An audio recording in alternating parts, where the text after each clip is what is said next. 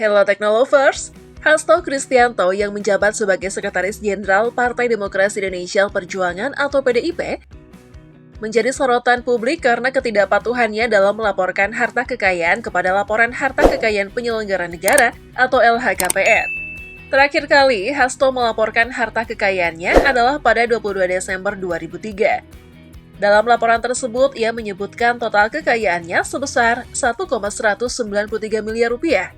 Sejak saat itu, ia tidak pernah memperbarui laporan tersebut, meskipun telah menduduki sebagai posisi strategis di partai maupun sektor profesional lainnya. Hal ini menimbulkan pertanyaan terkait transparansi dan akuntabilitas sebagai seorang politisi senior. Lantas, berapakah jumlah kekayaan Hasto?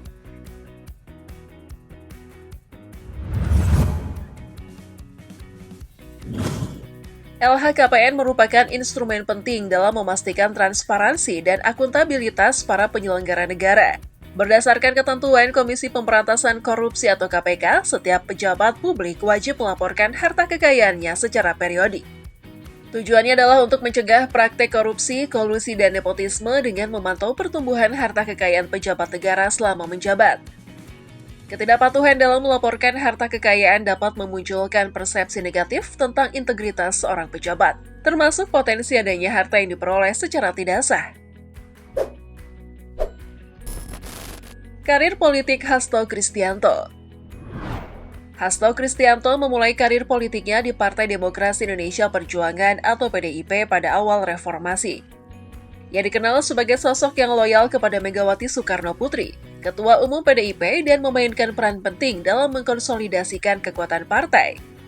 Hasto mulai meniti karirnya dari bawah, terlibat dalam berbagai kegiatan politik internal, hingga akhirnya dipercaya menduduki posisi strategis di partai.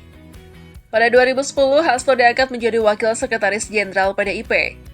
Dalam perannya ini, ia bertanggung jawab mengelola operasional partai serta memastikan implementasi strategis politik yang sejalan dengan visi dan misi partai.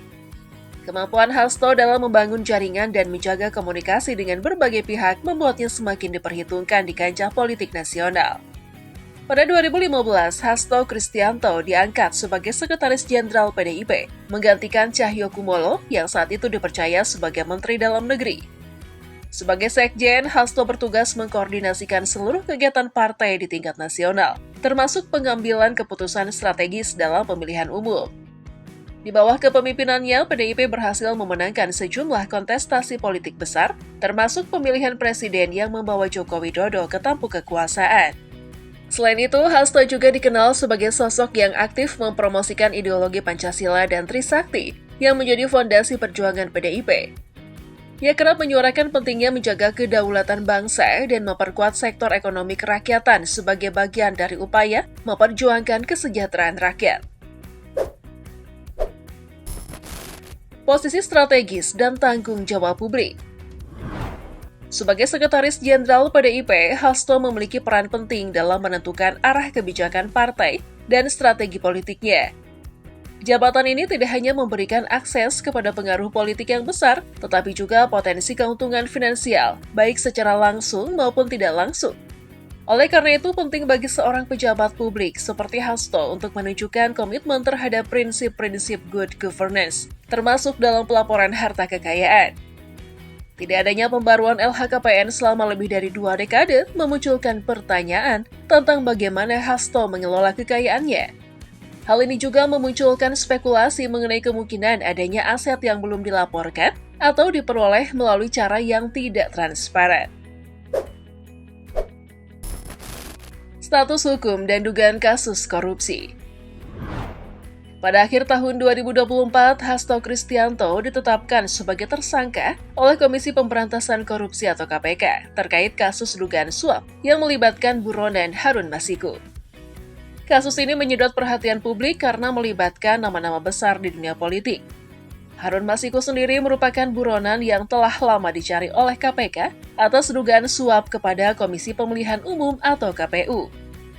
Penetapan status tersangka terhadap Hasto menambah panjang daftar politikus yang terlibat dalam kasus korupsi di Indonesia. Dalam proses penyelidikan, KPK juga menyoroti ketidaksesuaian antara gaya hidup Hasto dan laporan harta kekayaan yang terakhir kali dilaporkan pada 2003. Ketidaksesuaian ini menjadi salah satu dasar KPK untuk mendalami potensi tindak pidana korupsi lainnya yang mungkin melibatkan Hasto. Jadi berapa sih dan apa saja harta Hasto sebenarnya? Berdasarkan laporan LHKPN terakhir yang disampaikan oleh Hasto Kristianto pada tahun 2003, total harta kekayaan yang dilaporkan adalah sekitar 1,193 miliar rupiah. Berikut rincian berdasarkan data yang tersedia dari berbagai sumber. Pertama, Hasto memiliki aset properti, yaitu tanah dan bangunan. Beberapa aset berupa tanah dan bangunan yang terletak di wilayah strategis seperti di Jakarta dan Yogyakarta. Perkiraan nilai total aset properti ini belum diperbaharui sejak 2003. Selanjutnya, Hasto juga memiliki aset berupa kendaraan yakni mobil. Pada saat laporan terakhir, Hasto tercatat memiliki kendaraan pribadi dengan nilai tertentu. Jenis kendaraan tidak disebutkan dalam detail laporan. Lalu ada kas dan setara kas berupa rekening bank. Sebagian besar kekayaan Hasto disimpan dalam bentuk tabungan dan deposito. Detail mengenai jumlah pastinya belum diungkap lebih lanjut. Dan harta lain berupa investasi, diduga memiliki investasi dalam bentuk saham atau obligasi.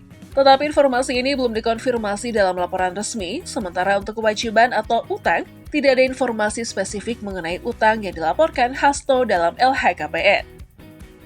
Namun sejak laporan pada 2003, Hasto tidak lagi memperbarui data kekayaannya, meskipun ia memegang jabatan penting di partai politik.